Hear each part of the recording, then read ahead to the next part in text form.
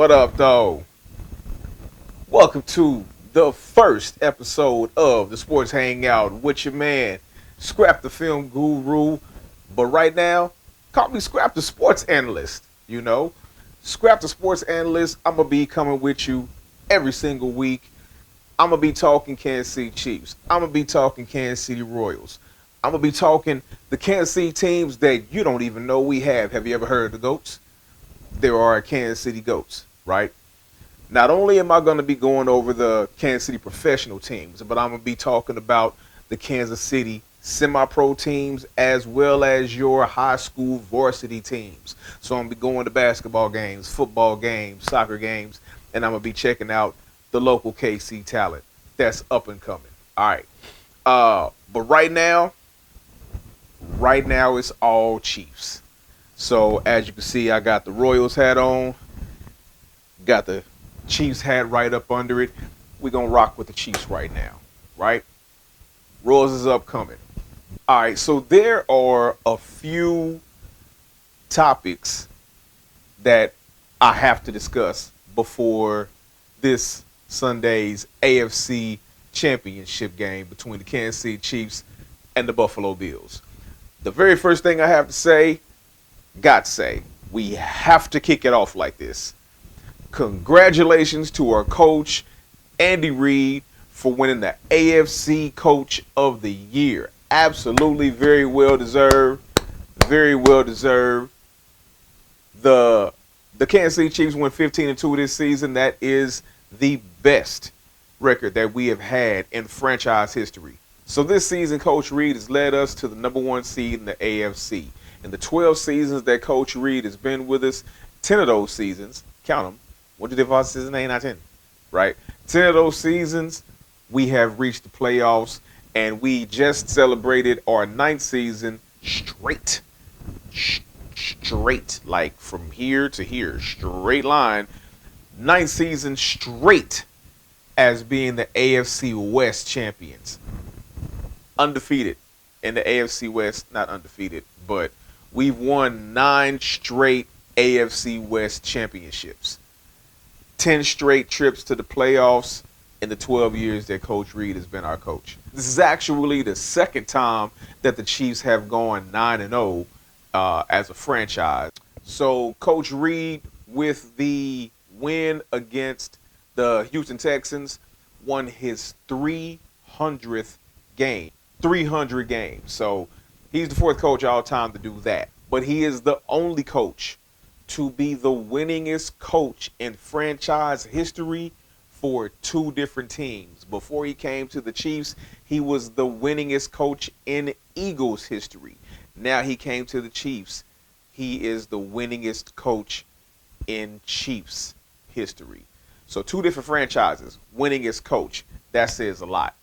All right. So, again, shout out to Coach Andy Reid, AFC Coach of the Year 2024, 300-win coach, best coach in 2 franchises. The man is a legend. Can't wait for him to go to the Hall of Fame. Salute. Next, Travis Kelce making history again. This is true transparency. I could not wait until Travis Kelce broke Tony Gonzalez's record, right? I was waiting patiently for him to break Tony Gonzalez's record as the top receiving tight end in Kansas City Chiefs history. I mean, Tony rubbed a lot of Kansas City Chiefs the wrong way when he said he would go into the Hall of Fame as an Atlanta Falcon. Come on, man. You made your bones in Kansas City. Kansas City is what got you all the records. You didn't do all that in Atlanta. But you tell everybody that you wanna go into the Hall of Fame as a Falcon? All right, deuces. Here comes Travis Kelce breaking all your records. Actually, Travis Kelce has broken all the records in the NFL. Travis Kelce has the most receptions in the NFL playoff history, surpassing Jerry Rice, the great Jerry Rice. So he tied Jerry Rice with 151 receptions. In the last game, he got his 152nd reception and then some, becoming the leader in NFL playoff history in receptions. He's also the fastest tight end to 12,000 yards in NFL history, doing it in 172 games. And last but not least, he surpassed Tony Gonzalez as the all-time Chiefs leader in receptions. And to pay homage to Tony, he goes and dunks the football on the goalpost like Tony used to do. Tony said if he, or once he, because he knew he was going to break the record, once Kelsey broke his record, he said that he would pay his fine. I don't know if he actually did or not, because Travis Kelsey actually did go up and bang it off the goalpost. I don't know if Tony held true to his word and and paid his fine, but he said he would. So if he did, I'm gonna give a shout out to you for that. So, salute to Travis Kelsey, best tight end of all time. All right, next topic on the show. Hey man, the Chiefs' hatred is real. Like the hatred of the Chiefs is real. I mean, it's people from Kansas City that can't stand the Chiefs. I don't understand that. I do not understand how you can be from Kansas City and not like and or support the Chiefs. I don't get it. You went through what we all went through. We all went through the decades long droughts. We all went through disappointments. We all went through missed field goals. We all had to endure Lynn Elliott. It wasn't just you. We all had to endure Lynn Elliott. All of us felt that pain. You know, it wasn't a reason to leave. It was a reason to run Lynn Elliott out of Kansas City, which actually happened. Like there was, it was wild when Lynn Elliott was the kicker and missed those field goals. Oh my God, there was death threats on that man's life. It was tragic for him. I kind of felt bad for him a little bit, just a little bit though. But he had to go. But we all went through the debacle that is Gerbach. We all went through that jumbled decision to put Gerbach back in when Rich Gannon was the one carrying us to the playoffs, and then we get to the playoffs and you start Elvis Gerbach, and then he's getting trashed because he hasn't played in 3/4 of a season that Rich Gannon put us on his back. Rich Gannon put us on his back and carried us to the playoffs on some Superman type stuff, right? We get to the playoffs and we got a legitimate shot. Defense is top notch. We got a legitimate shot with Rich Gannon at the helm. You put Elvis Gerbach back at the helm to start the game in the playoffs. He gets trashed. You try to put Gannon in at halftime, and it just... So we all went through that. So there's nothing that you went through that we all didn't go through that gives you the reason or the cause to feel like you can abandon the Chiefs, you know, and still hate them. Now they're doing fantastic, and you don't want to be a Chiefs fan no more. Okay, bye. The hysteria around the success of the Kansas City Chiefs is so real. But let's recap as to why the Chiefs are so hated. All that happened. The Chiefs took the place of the New England Patriots. So the New England Patriots with Tom Brady, Rob Gronkowski, and Bill Belichick were the hated team in the NFL. Everyone hated the Patriots. Why? Because they were winning. Because they were a fantastic team, and they were actually doing it with less. Like, you had Tom, you had Gronk, you had Aaron Hernandez. Listen, this is actually very wrong of me to say. But I'm just gonna say the thing that everyone else was thinking at the time. Could you imagine another 6 years of Tom Brady, Gronk on one side, and Aaron Hernandez? Oh my God, I don't. New England would have been unstoppable. There's no way that you was gonna stop Gronkowski and Aaron Hernandez. You could put any receivers out there, and they had serviceable receivers that could catch the ball. Basically, you got one deep threat and a couple of slot receivers, and that's all you needed. Amendola, they're gonna look fantastic. They didn't have anybody that's gonna stretch the field, but not. I mean, Aaron Hernandez would have made them an even better. So with with Brady, Gronk, and Aaron Hernandez, that's basically what we have now with Pat, Kelsey, and Noah Gray. We got the same setup. It's like we are looking at the New England Patriots playbook like they looked at everybody else's playbook, but we ain't cheating. There's no deflate gate. There's no spy gate. There's no none of that. We're just good. We're just better than everybody else. We're just better than everybody else. So but the hate is real. We are the two-time back-to-back Super Bowl champions with a chance of making history and winning a third in a row. No team in NFL history has ever accomplished that feat. There's been teams that got close and did not make it.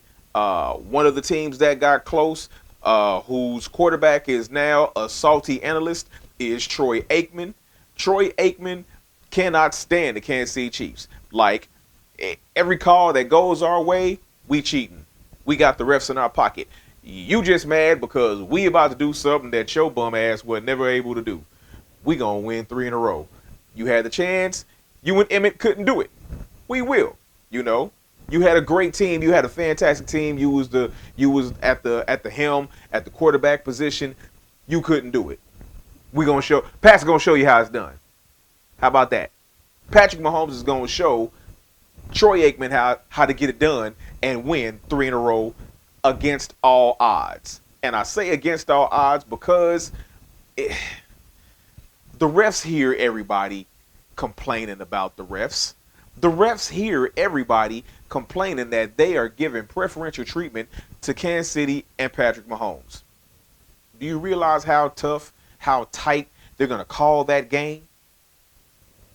They're going to call these next 2 games so tight, specifically because of all the backlash they've gotten all season. So they made the graphics for the referees promo the Chiefs colors, and that's absolutely killing me because everybody already thinks that we got the refs in our pockets, but here's what they fail to realize, and this just goes towards the Chiefs hysteria. The refs did not make his toe hit the line. The refs didn't do that. The refs did not move the goalpost. The refs did not tell the O-line or the special teams line not to block people so we could block a field goal. The refs didn't block the field goal. The refs didn't tap my man on the side telling him to snap the ball when his quarterback wasn't ready. The refs didn't do that. The refs weren't diving to pass the ball to Kelsey in the end zone as they're falling. The refs didn't do that, right? The refs didn't make the right calls. The refs didn't do that. So, were there questionable calls given to the Kansas City Chiefs throughout the season? Unequivocally, yes, there were, right? But no more egregious than any other team in the NFL or any other quarterback in the NFL. Do they protect Patrick Mahomes? Maybe. Patrick Mahomes is the face of the NFL. It's no different than what they did for Brady. It's no different than what they do for Josh Allen. The only reason there's a difference between Pat and Josh Allen's not in the spotlight. Josh Allen is not a two-time back-to-back Super Bowl champion. He's not a three-time Super Bowl champion overall. That's why. So, yeah, the Chiefs hate is real, and the NFL did not do us any favors by making the refs graphics the Chiefs colors. They killed us. This Sunday, the Chiefs play the Buffalo Bills with a chance to go to New Orleans and go to our 5th Super Bowl in 6 years and win our 4th overall 3 in a row, right? Dynasty. NFL history. All that is on the line over the next 2 weeks for the Chiefs. The Buffalo Bills is right now the darlings of the NFL because everybody in the NFL, every franchise, everybody's like, look, anybody but the Chiefs. That's what it is right now. They don't care who goes. They don't care who wins. It is all of the other 31 teams in the NFL against the Kansas City Chiefs in the eyes of the people, right? If you live outside of Kansas City, you can't stand the Chiefs right now. You can't stand a winner. You can't stand a champion because it's not your team. If it was your team, you would feel differently about it. But since it's not your team and the fact that we just keep winning, it would be different if we won. It would be different if we were Green Bay. We have a good team. We win once and then we just contend a lot. People can deal with that. It would be different if we were San Francisco. You know, you keep a good team, you compete, you win, you just don't win championships a lot, you know. Not now. They had their day. But it's the fact that we just keep winning. Like the Chiefs are always there, like AFC champions. We always make it to nothing short than the AFC championship game, right? So it's like if we get stopped, we don't get stopped until the AFC championship. All that divisional round losses, we don't do that. We don't do divisional round losses. We at least at our floor is the AFC championship. Our ceiling is the Super Bowl, you know. So we don't do divisional round losses. That's just not what we do. And people are sick of that. People are sick of Patrick Mahomes, his wife, and his baby, right? People were sick of hearing about Patrick Mahomes' brother. People were sick of hearing about Travis Kelce and his brother and his mother. People were sick of hearing about Travis Kelce's the pop superstar girlfriend. They're sick of hearing about it, you know.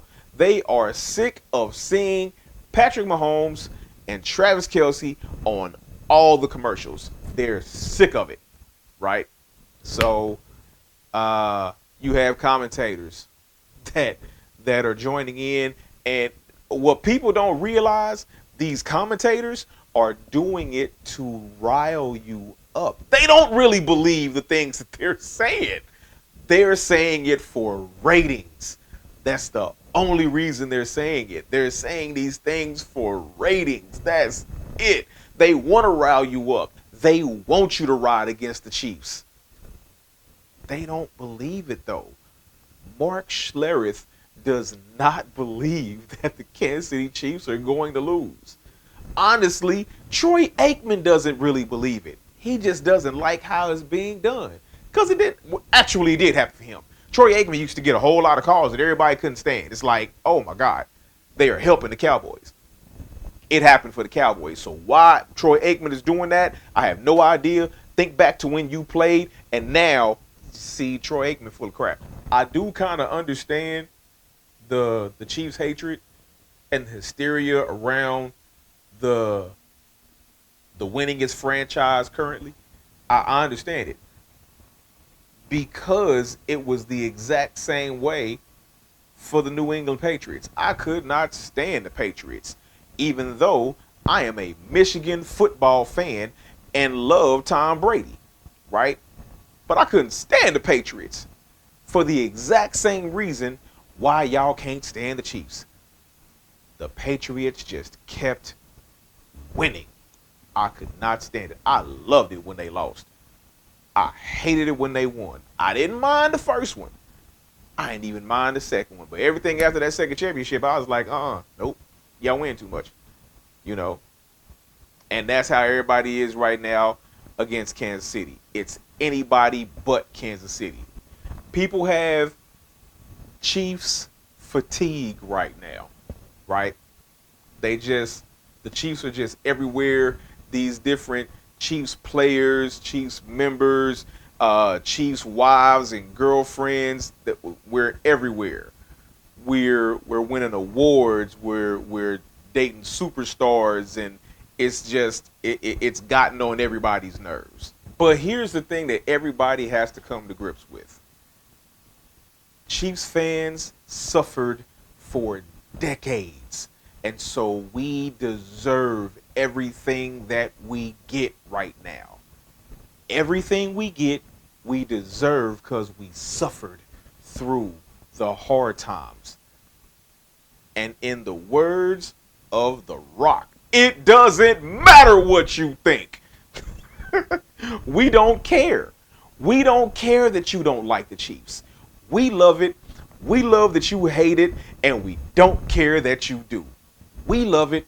We don't care that you hate it. So strap in, get ready for the get ready for the shenanigans, and then get ready for the shenanigans again.